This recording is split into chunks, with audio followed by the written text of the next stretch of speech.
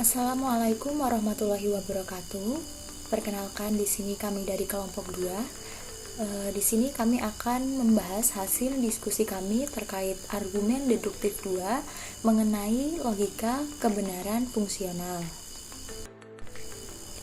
Adapun anggota dari kelompok 2, yang pertama ada Arum Stiani, NPM 1901010022, kemudian ada Tony Ardianto, NPM 1901010034, ada Wulan Lailatul Aidah, NPM 1901010040, ada Indah Nurstiati, NPM 1901010048, ada Mahmudatun Nisa, NPM 1901010052, dan yang terakhir ada Abrianti Kusuma, NPM 1901010058.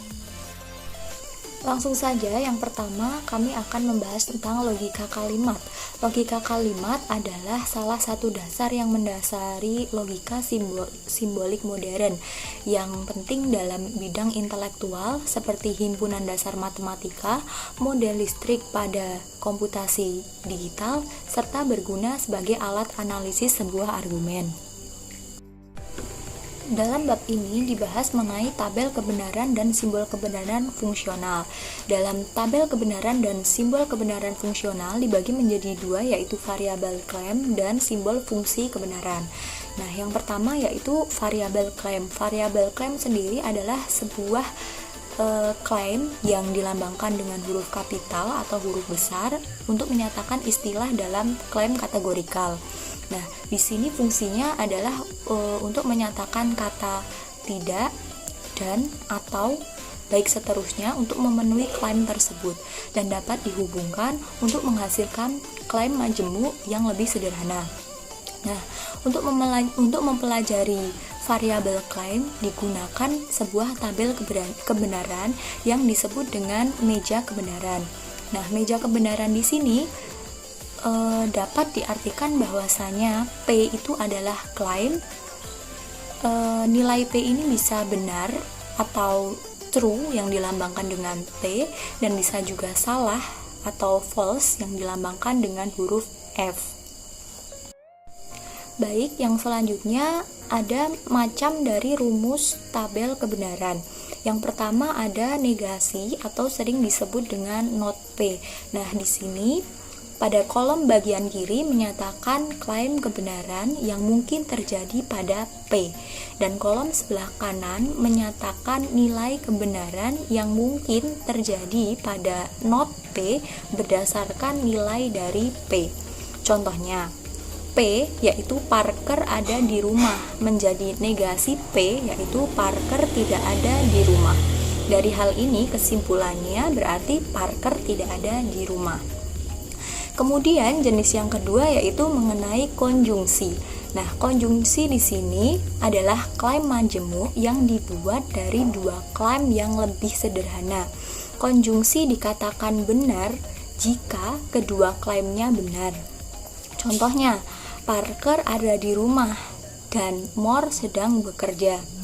Nah, dari tabel ini dapat disimpulkan bahwasanya P dan Q dikatakan benar hanya pada baris pertama di mana P dan Q keduanya memang benar. Kemudian yang ketiga yaitu disjungsi atau disebut dengan pemisah yang dilambangkan dengan huruf baji yang sering dibaca dengan kata atau. Nah, disjungsi merupakan klaim majemuk lain dari dua klaim sederhana yang terputus-putus. Suatu disjungsi dikatakan salah jika kedua disjungsinya juga salah. Contoh, entah Parker ada di rumah atau Moore yang sedang bekerja. Nah, dari tabel ini dapat ditarik kesimpulan disjungsi yang salah hanya pada bagian baris terakhir, di mana kedua disjungsinya memang salah. Kemudian yang selanjutnya yaitu klaim bersyarat. Klaim bersyarat di sini dapat diartikan dengan cara yang paling mudah untuk menyatakan klaimnya adalah dengan kata jika titik-titik kemudian titik-titik. Nah, klaim bersyarat dikatakan salah apabila antecedennya benar dan konsekuennya salah. Contoh, jika Parker ada di rumah, maka Moore sedang bekerja. Nah, dari tabel di sini dapat disimpulkan bahwasanya klaim yang benar hanya terdapat pada baris kedua. Hal ini dikarenakan antecedent P benar dan konsekuen dari Q salah, sehingga kondisi akhirnya yaitu salah dan seluruh kasus lainnya dikatakan benar. Nah, yang selanjutnya yaitu kolaborasi simbol kebenaran fungsional. Di sini dapat dicontohkan jika Paula tidak pergi bekerja, maka Quincy harus bekerja dalam 2 shift. Di sini P dapat dituliskan Paula pergi bekerja dan Q dapat dituliskan Quincy harus bekerja shift ganda. Nah, dari klaim-klaim ini dapat dituliskan atau disimbolkan negasi P bersyarat Q. Dari tabel yang ada, yaitu dapat diartikan bahwasanya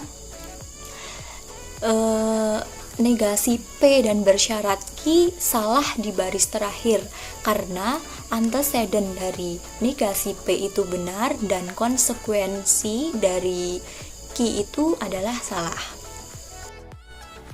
Selanjutnya mengenai simbolisasi klaim masyarakat. Yang pertama ada jika dan hanya jika. Dari semua jenis klaim, fungsi kebenaran dasar kondisional mungkin yang paling sulit bagi siswa untuk dilambangkan dengan benar. Ada begitu banyak cara untuk membuat klaim ini dalam bahasa Inggris, biasanya yang tidak mudah untuk dilacak. Untungnya, frasa jika dan hanya jika menjelaskan sejumlah besar persyaratan. Nah, berikut adalah beberapa aturan praktis untuk diingat. Kata jika digunakan sendiri memperkenalkan antecedent dari suatu kondisional. Ungkapan hanya jika memperkenalkan konsekuensi dari kondisional. Saya akan melambangkan klaim ini sebagai P pemisah M. Sekali lagi kata jika yang memberitahu kita apa antecedent itu. Contohnya, Parker akan membayar hanya jika Moore menenggelamkan 9 bola. Dalam hal ini, bagian Parker adalah antecedent karena hanya jika memperkenalkan konsekuensi dari suatu kondisional, di mana kebenaran secara fungsional sama dengan jika Parker membayar sebagai P, maka Moore menenggelamkan atau harus menenggelamkan 9 bola itu sebagai M. Yang selanjutnya mengenai kondisi perlu dan cukup. Klaim bersyarat kadang-kadang dijabarkan dalam hal kondisi yang diperlukan dan cukup, di mana dilahirkan di Amerika Serikat itu adalah syarat yang cukup untuk kewarganegaraan Amerika Serikat. Nah, sebagai contoh, jika Juan lahir di Amerika Serikat, maka Juan adalah warga negara Amerika Serikat. Nah, kondisi yang cukup dinyatakan sebagai antecedent dari klaim bersyarat. Kata jika di sini memperkenalkan kondisi yang diperlukan, yaitu di Amerika Serikat, dan kata maka dengan sendirinya memperkenalkan kondisi yang cukup, yaitu sebagai warga negara Amerika Serikat. Jadi, lahir di Amerika Serikat itu sudah cukup untuk menjadi warga negara Amerika Serikat. Selanjutnya yaitu kecuali. Pertimbangan klaimnya yaitu Paula akan menyita kecuali Quincy membayar. Diminta menyimbolkan ini dengan negasi Q, maka P. Karena klaim awal setara dengan jika Quincy tidak membayar, maka Paula akan menyita. Tapi ada cara yang lebih sederhana lagi untuk melakukannya. Karena kita sudah terbiasa dengan tabel dasar kebenaran ini, kita akan menyadari bahwa hal ini sama dengan tabel P atau T. Jadi kata kecuali yang di kalimat tadi bisa kita ganti dengan kata atau dan melambangkannya dengan disjungsi. Jadi yang tadinya kalimat awalnya, jika Quincy membayar, maka Paula akan menyita. Kita akan menggantinya lagi dengan kata yang lebih sederhana, yaitu Paula akan menyita atau Quincy membayar. Jadi kata kecuali bisa kita ganti dengan kata atau. Selanjutnya yaitu salah satu atau. Terkadang kita perlu tahu di mana disjungsi dimulai. Kita bandingkan klaimnya antara P dan Q atau R, dan P dan Q atau R. Nah, kedua klaim ini mengatakan hal yang berbeda dan memiliki tabel kebenaran yang berbeda. Perbedaan di antara keduanya ini terletak pada kata keduanya. Tanpa kata itu, klaim tersebut akan menjadi sangat ambigu, entah memberitahu kita bahwa disjungsi dimulai dengan P pada klaim pertama dan Q pada klaim kedua. Jadi kita lambangkan pertama antara P dan Q atau R, dan P kedua dan antara Q atau R. Kata jika melakukan banyak pekerjaan yang sama untuk persyaratan yang baik, kita lakukan untuk disjungsi. Perhatikan perbedaan antara P dan jika Q maka R, dan jika P dan Q maka R. Nah, kata jika memberitahu kita bahwa antecedent dimulai dengan Q pada contoh pertama dan dengan P pada contoh kedua. Oleh karena itu, yang kedua harus memiliki P dan Q untuk antecedent dari simbolisasinya. Baik, yang selanjutnya adalah argumen kebenaran fungsional. Sebuah argumen adalah sah jika dan hanya jika kebenaran premis menjamin kebenaran kesimpulan. Jika premisnya benar, maka kesimpulannya tidak mungkin salah. Metode tabel kebenaran. Tabel berikut ini akan sedikit membantu kita apabila keadaan semua premisnya benar dan kesimpulannya salah. Jika ada keadaan seperti itu, hanya satu baris dari tabel kebenaran yang diperlukan, maka argumennya tidak valid. Berikut ini ada contoh. Jika orang suci mengalahkan 49, maka raksasa akan lolos ke babak playoff. Tapi orang suci tidak akan mengalahkan 49, jadi Giant tidak akan lolos ke babak playoff. Dalam tabel ini dapat diperhatikan kolom 1 dan 2 adalah referensi untuk huruf-huruf yang muncul dalam argumen. Tabel ketiga dan keempat adalah premis dan tabel kelima adalah kesimpulan. Jadi suatu argumen dikatakan salah apabila premis 1 bermakna salah dan premis 2 bermakna benar. Argumen dikatakan benar apabila premis 1 dan premis 2 bernilai salah. Dan argumen bernilai salah apabila premis 1 dan premis 2 bernilai benar, dan argumen bernilai benar apabila premis 1 dan premis 2 bernilai benar. Argumen valid dasar.